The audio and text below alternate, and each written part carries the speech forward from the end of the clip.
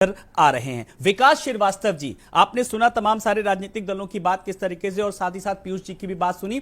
कुल मिलाकर के नवनीत राणा मामले को लेकर के सियासत किस तरीके से गरमाई और गरमाते गरमाते किस तरीके से अब जेल तक जाना पड़ा, और ऊपर से अब बयानबाजी किस तरीके से शुरू हो गई, इस पर मैं आपकी सबसे पहले जरा टिप्पणी चाहूंगा, और उससे भी पहले आपका स्वागत करना चाहूंगा विकास जी। देखिए आलोक जी, नवनीत राणा जी की शिवसेना से बड़ी पुरानी अदावत है। राजनीति में अदावत रखना, किसी विचारधारा के साथ वो कभी जुड़े हुए थे उनके पतिदेव, फिर उन्होंने उनसे शादी की, उनका इतिहास है कि फिल्मी करियर में भी उन्होंने अपनी किस्मत आजमाई, मॉडलिंग, एक्टिंग, तमाम सारे रोल उनके पास रहे हैं। तो उनको पता है कि समाज में जब किसी के पास कुछ भी नहीं होता है तो वो जाति का सहारा लेता है। उसका भी वो प्रमाण पत्र को लेकर, उनकी जाति को लेकर काफ़ी विवाद रहा है।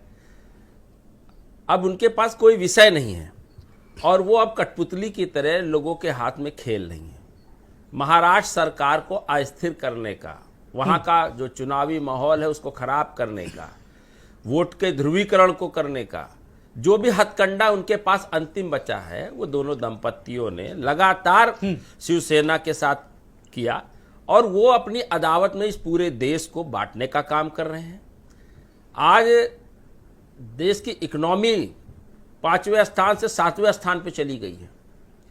मुद्दा ये नहीं है कि अडानी अंबानी की तो अमीर है, दुनिया के सबसे अमीर देश लोगों में आ गए हैं, पर आज 1.4 करोड़ नौकरियां जो हैं वो समाप्त हो गई हैं। 45 करोड़ लोगों ने उम्मीद छोड़ दी है कि अब हमको रोजगार मिल सकते हैं। इन 5 वर्षों 7 वर्षों में इस देश की अर्थव्यवस्था, इकोनॉमी पूरी तरह अस्त व्यस्त है, और हिंदुस्तान का युवा इन विषयों को बिल्कुल गंभीरता से नहीं लेता है। तो आप लोग विपक्ष के तौर पर आवाज उठाइए ना। देखिए, आवाज उठा रहे हैं, रोजगार चाहिए जी, हमको अपना अधिकार चाहिए युवाओं को। ये हनुमान जी, हमने पिछली डिबेट में भी कहा, हमारा निजी विषय है जी। और जब कोई व्यक्ति धर्म और आस्था के नाम पे राजनीति करता है, निजी विषय है, लेकिन ये निजी विषय पब्लिक फोरम में कब आ जाते हैं? जब मातोश्री के सामने, देखिए नवनीत राणा जैसे लोग कहते हैं हनुमान चालीसा पढ़े, इसलिए पब्लिक फोरम में आ जाते हैं और इसलिए डिबेट करनी पड़ती है। मातोश्री कोई छोटा सा 1000 स्क्वायर फीट का फ्लैट नहीं है जी, जिसके गेट के ऊपर बैठकर वो पढ़ने लगेंगे तो उससे समाज दिक्कत हो जाएगा।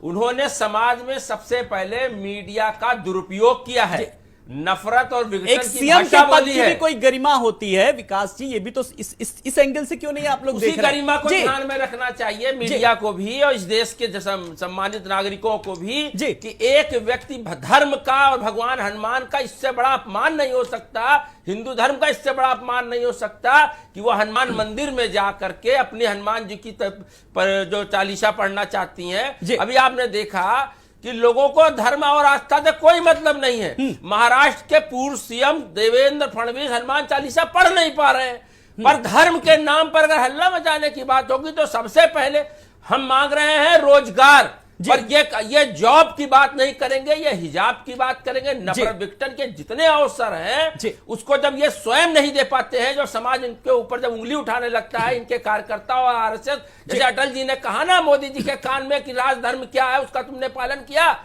पर जब शर्मिंदगी से कुछ नहीं होता है, पर आप जब 2000 लोगों की मौत के बाद भी राजनीतिक समीकरण बनाते हैं और लोगों की जान की तुलना कुत्ते से करते हैं कि गाड़ी के नीचे आया हुआ पिल्ले से कि मैं दर्द करता हूं, आप एक मनुष्यता के बारे में बात कर रहे हैं जी। नहीं, आपने सारी बातें कर दी, लेकिन इस पर अपना रुख नहीं कांग्रेस ने अभी तक साफ किया। कांग्रेस का रुख स्पष्ट है। आज आप तरीके साफ करिए जी। इस तरीके की विघटनकारी भाषा और धर्म का अपमान को कांग्रेस पार्टी कभी ना बर्दाश्त करती है, ना करेगी, और ना हम कभी इसको सपोर्ट करेंगे। मीडिया में लगातार यह चर्चा का विषय बना रहेगा, पर कांग्रेस पार्टी ऐसे विषयों को बहुत गंभीरता से नहीं लेगी, और एज ए मुख्यमंत्री उद्धव ठाकरे जी जो कर रहे हैं वो सही कर रहे हैं, हमारा उनको समर्थन है, और उनका इस बात को भी पूर्ण समर्थन है। धर्म जाति नफरत के नाम पर किसी समाज को बांटने वाले लोगों के खिलाफ हम हमेशा खड़े तो अजय जी, सीधा आरोप लग रहा है कि आप लोग समाज को बांटने के लिए कर रहे हैं, कांग्रेस ने सीधा सवाल उठाया जी। अरे साहब, मैंने पिछली डिबेट में भी कहा था, सच्चर कमेटी बनाने का काम ये करते हैं। जेएनयू में जब नारे लगते हैं इंशाअल्लाह तेरे टुकड़े होंगे हिंदुस्तान, तब उसका समर्थन करके इनके माननीय मान्यवर जाते हैं वहां और वो पूरा समर्थन देते हैं। सोनिया जी जाती है वहां, फिर वहां कौन जाता है? और ये आरोप लगा रहे हैं कि आंकड़े ऐसे दे रहे हैं जैसे ये सरकार में बैठे हैं और सरकारी आंकड़े इनके पास मौजूद हैं। अरे आपने उद्धव ठाकरे जी का कब समर्थन किया था? आज वो आपके साथ सरकार में आप उनका समर्थन कर रहे हैं। आप मुझे ये बताने का कष्ट करेंगे माननीय विकास जी, बहुत अहम सवाल। और बीजेपी लगातार आप लोगों पर यह आरोप लगाती रही नकली हिंदूधारी, और आप लोग भी समय समय पर भी रूप बदलते रहते हैं। ये सीधा सीधा आरोप लगता है आपको। आज आप विकास जी बता दीजिए कौन से हिंदूधारी है, हिंदूधारी है, भगवाधारी है, जो किस तरीके से यह जनेऊधारी है, क्यों आप लोगों पर ये सवाल उठते हैं? विकास जी आज इस डिबेट में ये जवाब दे दीजिए। जी सुनिए, देखिए छंदम हिंदूवाद, सुनिए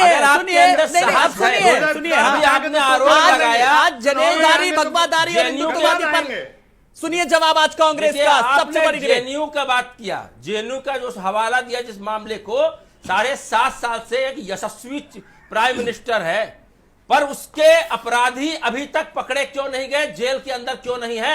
यह बहुत बड़ा यह प्रश्न है जिसका जवाब केवल भारतीय जनता पार्टी देगी। वो ऐसा इलाज बांधेगा कि जेएनयू के लोग याद रखेंगे।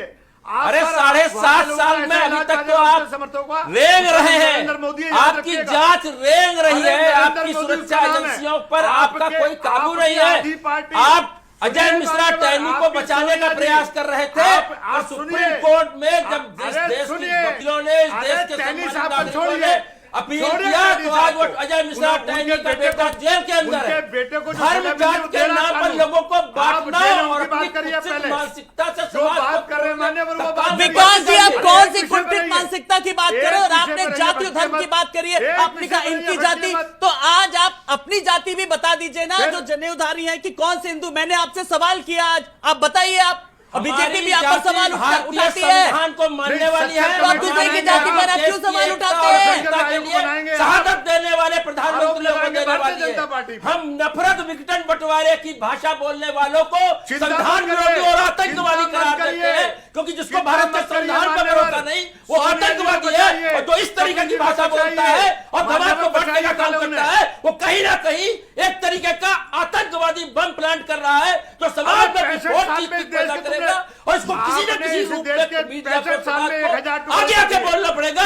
भाजपा लगातार हिंदुओं की आड़ में इस देश के हिंदुओं को बेरोजगार कर रही है, बर्बाद कर रही है, और देश की अर्थव्यवस्था को बर्बाद कर रही है, सरकारी संस्थाओं को कमजोर कर रही है, और देश की अर्थव्यवस्था के जो मानक थे उनको नष्ट करने का काम कर रही है। डिबेट में बैठ के कुछ नहीं होगा आपसे। जी, आप सत्ता में बैठ के कुछ नहीं कर पा रहे हैं। हमारे अंदर का साथ देखिए, 70 वर्षों में चलिए जिस सत्ता को लेकर के बात हो रही है, रुकिए मैं मोहित बजाज जी के पास आ रहा हूं। रुकिए, मैं चाहता हूं कि कुछ सार्थक चीजें निकल करके आए, कम से कम एक बड़ा पैनल जुड़ा हुआ है। मोहित बजाज जी, कुल मिलाकर के मैं बात नवनीत राणा की बात कर रहा हूं। सुनिए मेरी बात, अब सुन लीजिए।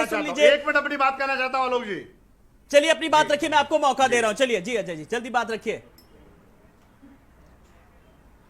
आलोक जी, ये कांग्रेस के मेरे मित्र, ये अपनी पूरी जमीन पूरे हिंदुस्तान में खो चुके हैं। इनके पास कुछ नहीं बचा है, आरोप प्रत्यारोप लगा रहे हैं और आंकड़े ऐसे देते हैं जैसे ये सरकार में बैठे हैं। इनसे पूछिए जो आंकड़े 70 साल आप भी सरकार में नहीं बैठे थे।